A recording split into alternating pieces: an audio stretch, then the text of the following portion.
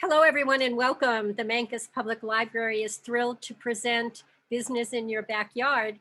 And today we're presenting Brent McWhirter. We got him out of the kitchen and we got him to take his apron off for a little while. He is the co-owner and operator of the Columbine Bar and Grill in Mancos. He's originally from Metro Detroit area, suburbs. He's worked and managed multiple restaurants while attending school. And after school, he actually lived in Jackson Hole for a little while, Wyoming, and worked again as in a restaurant as a cook. And then he was a photographer for a local paper. Little known facts about Brent. Then he and his wife, Rachel, moved to Mancos in 2014, and they opened Moose and More in Cortez. They've served the community there with serving ice cream and homemade chocolates. And that's where I first knew you and Rachel. This past spring, you opened the newly renovated Columbine Bar and Grill, and you are currently a Town of Mancos trustee, and you previously served as Cortez Area Chamber of Commerce president. So you're very community minded, and thank you for that. So when I was researching the Columbine, there's not a lot out there, but I do know that it's the longest continuous operating bar in the state, or one of, and some say it was opened in 1903. I guess there was a painted sign hanging from the wooden rafters that dated back to 1903, but the outside facade indicates the year was 1910. So maybe it's still debatable, I don't know. But the first known owner of the saloon was a guy by the name of Walt Coppinger, and he ran it in the 1930s. Despite the disparity in dates of origin, there's no mistaking the notoriety of this saloon, including the murder of a former owner by his estranged wife. I don't know if that's documented, but that's what came up. And at one time in Mancos, the children were warned to walk on the other side of the street. The bar had a reputation for kind of raucous barroom antics, and there were stories of patrons actually riding their horses into the bar, and I've witnessed that. It was a pretty raucous place. But now you and your wife and some other folks have completely turned it around. You became the owners of the Columbine in January. It's now the Columbine Bar and Grill. There are no more barroom antics, just wonderful food and a lot of fun. You offer craft beers, ciders, wines, and spirits. And in an interview with the Journal, Brent, you said it's going to be a restaurant that happens to have a bar in it. Think of Applebee's, but with actually really good food. And I can attest to that. I had dinner from there last night and it was amazing. So thank you, Brent, for being with us today. How are you finding the experience of being the chief honcho at the Columbine? It's been a lot of fun, actually. I've learned a lot just in the last 2.5 months that we've been open. I've learned that it was definitely something that was needed for the community. People were really, really sad when the Millwood closed after 41 years, and they've been waiting for something to open here that they could, go to, and something that everyone can go to. And I think that's kind of what from the beginning, one of the main things that we said is we don't want to exclude anybody. We want to be accessible for the whole community, not just for, tourists or just for the locals. We want it to be something that everyone can enjoy. And I think that we've kind of achieved that so far. Oh, I think you have. And talk about timing. It's perfect. Yes, absolutely. Now we know that you grew up. Go ahead. I'm sorry.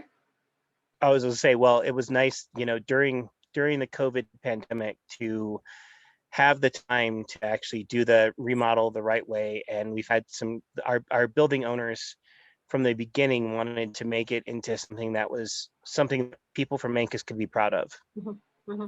Oh, and I think you did. I think you did. It's just beautiful. It really is. So we know you grew up in Metro Detroit suburbs. What did you want to be when you grew up, when you were a kid back there? What didn't I want to be? I actually went to school for science because I really love science. And I wanted to be a biologist, a wildlife biologist, actually. And I kind of translated that into um, the photography side of things. I became a photographer while I was in Jackson Hole, and I used some of my knowledge of finding wildlife to actually photograph them. So that was a big part of my upbringing, was always being outside, Mhm. doing things outdoors, and not sitting inside the house all the time. So I definitely gravitated more to something that I could do outdoors. um, and that was one of the main things I wanted to do. I also looked at doing medical, but I'm not one for blood, so that was never going to be a career path for me. Okay. But now there's a big jump from being a wildlife photographer to being an artist in the kitchen. What influenced your decision to move that way? Well, I've always cooked from the time I was a young kid. I grew up in a family that I had to cook my own meals when I got off of school. My mom worked full time and she was a single mother, so I had to learn how to cook. And my grandparents both, my grandmother and my great grandmother, from a young age, were always trying to show me how to cook things. So I learned to cook. I stay Southern chic. Yeah.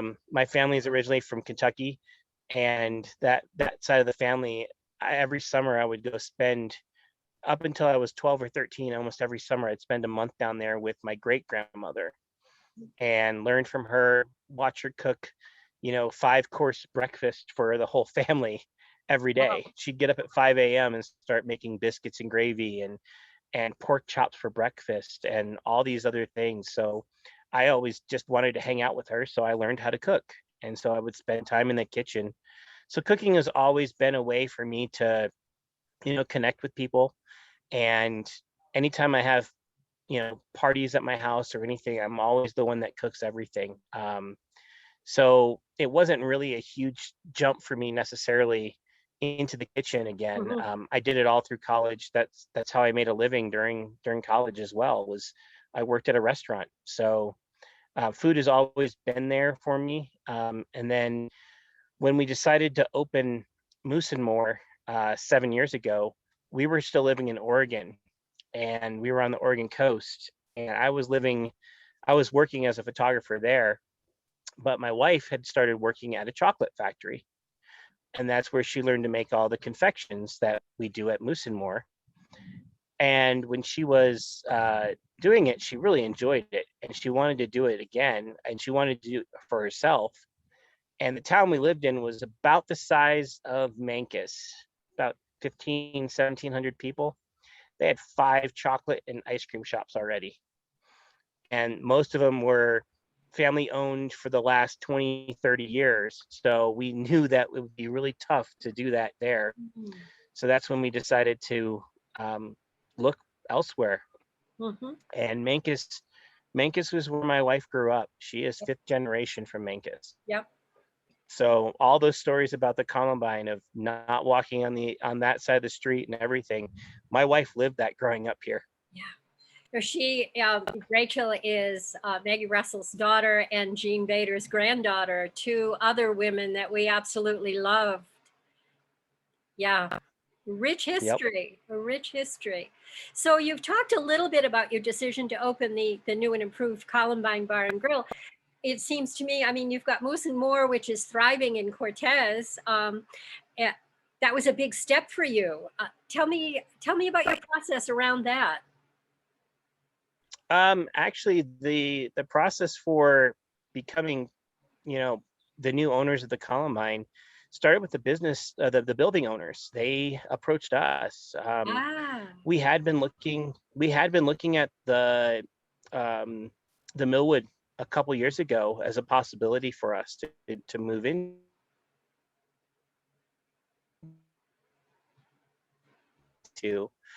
And we started looking at, it was just going to be too big of an undertaking for us at the time, so it didn't work out. But we had a business plan started, and we kind of had an idea of what we wanted to do for our vision for that. And while we were looking into it, we decided that, something needs to happen in this town. We need to have a place to go to eat. And while we were looking at that, Betsy Harrison, who I'm on the board with, approached us and said, you know, hey, have you ever thought about going into the Columbine? And I kind of laughed and I said, no, I don't think so. Because I knew the reputation of the Columbine, and I, at the time, it was right when COVID was still pretty fresh, and we were just trying to make sure that Moose and More could survive during COVID. And I said, no, you know, thanks, but I think we'll pass on this. And about a month later, she's like, no, you need to talk to us about this, because we're going to totally change what the place is and put a kitchen in, and we're going to do all this work on it. And so we started talking to them last summer, and throughout the whole process, we were involved in all the decision making and all the design and all that, which allowed us to kind of have our touches on things, and they were setting us up so that we could succeed right from the get-go. Beautiful, beautiful. That's such a heartwarming story, and I really would urge folks just to wander in, because you've done a beautiful job. The kitchen is magnificent. The food is wonderful. The service is great. And you're right, we needed something like that in town. So, and I'll bet the historic significance. I mean, I remember when I first came to town about 22 years ago, we used to go in there after work on Friday night. We'd do the two-step, play a little pool and have a beer, you know, but it was definitely a rough and tumble barroom. And the transformation is just wonderful, just wonderful. So, I know this is kind of a tongue-in-cheek question, Brent. In your spare time, what do you enjoy doing? Well, I have a 3-year-old daughter, and I I adore. like hanging out with her. Yes. We like to go up in the mountains. I like to take my camera out still and photograph when we do have time. We do take Sundays off, so that does give us an opportunity to as a family go out and do stuff together. And I'm pretty much just a stay-at-home homebody. I don't necessarily like to go out and do things other than hang out with my family. Excellent. What better place to be, huh? So as we wrap this up, this has been wonderful chatting with you and getting to know you a little better. Is there anything that you'd like to say to the community?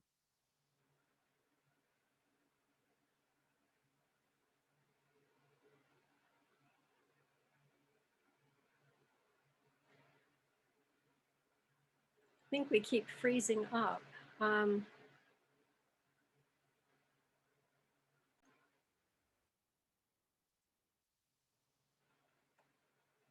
Well, I don't know. We seem to be having, well, there's a storm rolling in, so I think maybe we're having some technical difficulties.